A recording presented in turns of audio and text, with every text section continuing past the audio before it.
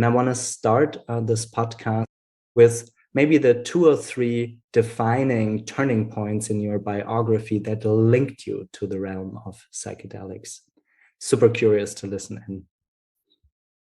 Well, hi, thank you so much for having me. Yeah, the psychedelic renaissance is in full effect in a very nascent and early stage. And I ultimately got involved in sacred plant medicines in my early 20s. I'm in my mid 40s now, so it was about 22 years ago. I started one of the first healing centers dedicated to Amazonian plant medicine, which also included the sacred plant medicines that were indigenous to the Amazon. But it's important to also focus that it wasn't just about psychoactive plants, but really the entire pantheon of plant medicine that's expressed by the medico-vegetalistas, or the healers of the forest. And in my life, ultimately, I think the key characteristics are that I came from a scientific background. I came from a family that was Western medical, with a father who was a surgeon, a mother who was a nurse. My brother's an attorney in Silicon Valley. And so when I ended up going to the Amazon and seeking these kinds of medicines and knowledge, I came at it from a perspective that was both observational and experiential. And I wasn't looking for a miracle so much as looking for real knowledge that I thought was still out there. I thought that somebody had to have seen through the veil, and that ancient cultures that were still living today might be the means in which to actually discover the people that were still carrying that knowledge from the ancient people to today. And I thought that this might be the last generation that would have that knowledge, and it could die out, and that it needed to be discovered, and if discovered, preserved. I went to the Amazon. That's the second huge turning point in my life, actually going to the Amazon and participating in my first ceremonies, where all of the dreams and visions that I had about that journey ultimately manifested and came true on a tiny river, 24 hours from the nearest city and any kind of Western support, in an area where there upriver from us were literally no inhabitants. And I was told in that first visions that I would actually live there and study there. So that location became an unbelievably important place for me, because it was where I left my Western life and started an Amazonian indigenous life in my early 20s, and also gained the training that helped me cross over that veil that I was looking to see through into the plant medicine space, but in the formal trainings of an apprenticeship to a lineage that had been passed on for literally thousands of years, from just one family member to another, to another, to another, that had survived the conquests and the introduction of Western culture and thinking into that part of the Amazon. And so to go through that experience was very transformational, in the sense of I had gone through Western education through the university, and now I was going into an apprenticeship education, and I got to see literally 2 different minds and 2 different ways of treating knowledge. And then I think the third part of it was a huge community that formed around our work, which wasn't expected. I thought at best maybe people would come to us for transformation and healing. I wanted to share the plant medicine that I had been shown with the rest of the world, but I didn't know that it was going to create a movement. I didn't know that it was going to spark the neo-shamanic revolution, or maybe phase 1 of the psychedelic renaissance. I didn't know that people would care and come back over and over again. I didn't know the relationships that we would ultimately form as a community, both through specifically Blue Morpho, our organization and community, but then also all of the organizations and communities that formed around these practices. I didn't know that the publicity that we got would spark many different lineages to open up and express themselves into the world and start to share their medicine, because it became a means of surviving and representing their culture and their knowledge.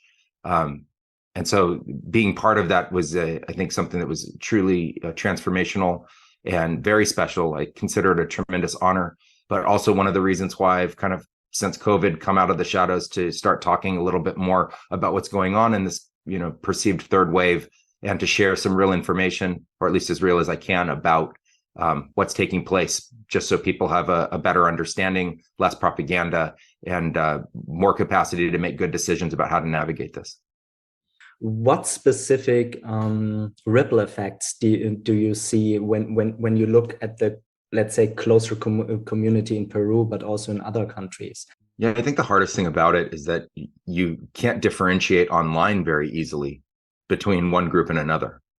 And so when digital marketing came into the space around 2004, 2005, became really strong in 2006, all of a sudden there were many places online offering different kinds of sacred plant ceremonies. And it really became about the plants that were visionary, like you mentioned, ayahuasca, peyote, San Pedro, iboga, et cetera. It became really about the substance, not about the practices, and about the transformation that people were having.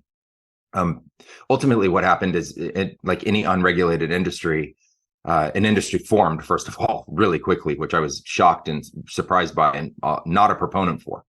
I thought that this was really something that was like an anthropological niche around traditional medicines and something about sharing that transformational power with the people. I didn't see this as a, quote, part of the psychedelic renaissance. But what ultimately happened was that out of the woodwork, as soon as there was interest and demand from a financial side, there were people offering these experiences everywhere. And there was a real degradation in the understanding of the training necessary to be able to have these experiences. For instance, when I was trained, you were not allowed to touch the bottle of ayahuasca, literally even touch it, until it was handed to you by the master practitioner or master shaman, who is called a medico vegetalista. So shaman doesn't really apply. They're like doctors of the forest. So this doctor has his medicine like a pharmacist has medicines, and only with a prescription do you actually get it given to you for the purpose of ingesting. That was gone. A Western drug culture started to form around this, like, hey, take this through the trip, you're going to get better. And fundamentally, that was not how it was presented to me. It was presented to me like an unbelievably powerful medicine that could be used for good and actual healing, or it could be used for all different reasons that may not produce the actual transformation that you were looking for. The negative consequences of that are drastic. People having really negative experiences and feeling like they can't come out of them. On the positive side of it, you had, the opening of these medicines to the Western world and a way for the locals to actually be able to support their communities through this knowledge that they had. The negative side of it was that charlatans from everywhere showed up, just everywhere. And then the worst part of it really was that they were using the same word to describe the substances that they were working with. Like the way we make what we call ayahuasca is a recipe that was passed down for thousands of years, one generation to the next, and it was improved upon. And it's very consistent. And you know what's in it. And you know how it's created. And you know that it's safe to be able to drink. And you know that it doesn't have in it any other kinds of admixtures that could make it dangerous. All of a sudden, there was a market for the substance itself, which to us was literal insanity. And people were buying that and having all the negatives that you would hear about from the psychedelic community happening when you all of a sudden took this visionary substance and it was so intense and people didn't know how to navigate it. So the charlatans came out of everywhere. It was very hard to differentiate online who was promoting actual real practices that came from known lineages compared to people that just came out of the woodwork and were ultimately just selling their services as if it were what I called a glorified bartender. So to put it in perspective, for us to graduate, we had to go through anywhere from 5 to 15 years of training. And it depended on how fast an individual could learn. Now, all of a sudden in the market, there were people who literally had no training other than maybe learning how to make a tea and selling this tea as if they were a full-fledged practitioner.